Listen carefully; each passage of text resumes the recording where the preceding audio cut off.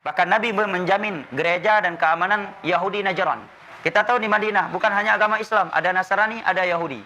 Nabi hidup damai dengan mereka karena sudah ada perjanjian hidup damai.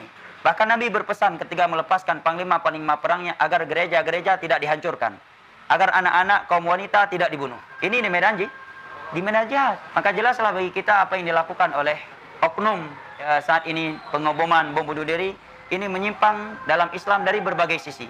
Yang pertama, yang mereka bom kaum muslimin di negeri Islam, saudara-saudara kita TNI atau Polri. Ya, padahal orang kafir asli aja ada rinciannya, ada 4 macam tadi. Apalagi orang muslim, yang mana kalau dia membunuhnya, Allah berfirman, "Wa may yaqtul mu'mina muta'ammida fajazaohu jahannam khalidan fiha wa ghadiballahu 'alaiha wa la'anahu wa a'adda lahu 'adzaban muhina." Barang siapa yang membunuh seorang mukmin dengan sengaja tanpa alasan syar'i, maka neraka jahanam tempatnya dan dia kekal di dalamnya. Allah melaknatnya, Allah murka kepadanya, dan Allah mempersiapkan untuknya azab yang sangat pedih. Dan ini tidak aneh ya, mereka menghalalkan darah TNI dan Polri. Mereka telah menghalalkan darah Utsman bin Affan, Khulafa ar-Rasyidin, menantunya Nabi. Mereka membunuh Ali bin Abi Thalib, bukan sedang di sawah, beliau sedang keluar dari rumahnya untuk salat subuh, menjadi imam. Ya, ditusuk oleh Abdurrahman bin Muljim. Dan kita memang dilema dari satu sisi ya, karena mereka berpenampilan demikian. Dan itu bukan hal yang baru. Di masa Ali penampilan mereka juga sama. Bedanya Khawarij sama munafik itu kayak membedakan mana jenggot Khawarij, celana cingkrang Khawarij dengan celana cingkrang dan jenggot orang sunnah adalah pemahaman. Sekilas kita nggak bisa membedakannya. Makanya kalau ada aparat keamanan memperiksa orang berjenggot celana cingkrang lebih ketat, dari satu sisi kita maklumi saja, karena mereka menjalankan tugas. Bukan berarti karena mereka sudah menuduh orang berjenggot dan bercelana cingkrang. Karena memang kenyataan nggak bisa kita tolak. Yang melakukan bom bunuh diri sekarang ada yang berjenggot. Karena berapa banyak orang melakukan kejahatan di balik penampilan yang baik. Atau memang dia ingin berpenampilan sunnah, tapi pahamnya tadi paham Khawarij. Contoh yang membunuh Utsman tadi berjenggot juga, hafal Al-Quran lagi, puasa Daud, salat tahajud. Demikian juga Abdurrahman bin Muljim tadi, ahli ibadah.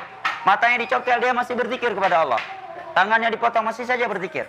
Padahal dia Khawarij membunuh Ali bin Abi Thalib yang keluar dari rumahnya untuk sholat subuh sebagai imam. Ini menerangkan kepada kita pahamnya, bahayanya paham Khawarij. Dan pentingnya menjelaskan kepada masyarakat kita apa itu dakwah sunnah. Bahwa jenggot ini bukan simbol Khawarij. Karena jenggot ini dari Nabi SAW, simbolnya Nabi, ya profilnya Nabi kita. Celana cingkrang untuk kaum lelaki juga perintah Nabi, hadisnya Bukhari Muslim. Masalah jenggot juga hadisnya Bukhari Muslim. Dan sepakat 4 mazhab tentang jenggot buat kaum lelaki. Hanya saja terkadang kita dilema karena orang-orang yang melakukan aksi seperti itu mereka berpenampilan demikian. Padahal teroris bukan dari Islam, sedangkan jenggot, celana cingkrang adalah simbol keislaman. Wanita cadar juga bagian dari Islam, bukan budaya Arab. Ya, dalam surat An-Nur Allah berfirman ya, "Wala yubdina zinatahunna illa ma dhahara minha wal yadribna bi khumurihinna ala juyumihinna." Demikian juga di dalam surat Al-Ahzab Allah menyatakan yudinina alaihinna min jalabibihin. Bahkan di antara sahabat Nabi ada yang berpendapat tidak boleh nampak kecuali satu mata.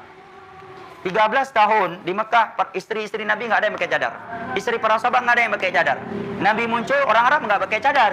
Mereka nggak menutup aurat. Beberapa tahun di Madinah baru turun ayat cadar. Sekian tahun di Madinah aja, beberapa tahun awal dakwah di Madinah itu belum ada turun syariat jilbab dan cadar. Sampai beberapa tahun setelah mereka hijrah di Madinah. Jadi teroris bom bunuh diri itu bukan bagian dari Islam. Bahkan bom bunuh diri di medan jihad aja nggak boleh. Di medan tempur pun nggak boleh. Dan dia telah mengatasnamakan Syekh Albani, Syekh Utsaimin yang itu bukan bagian dari fatwa mereka. Wallahu a'lam bishawab.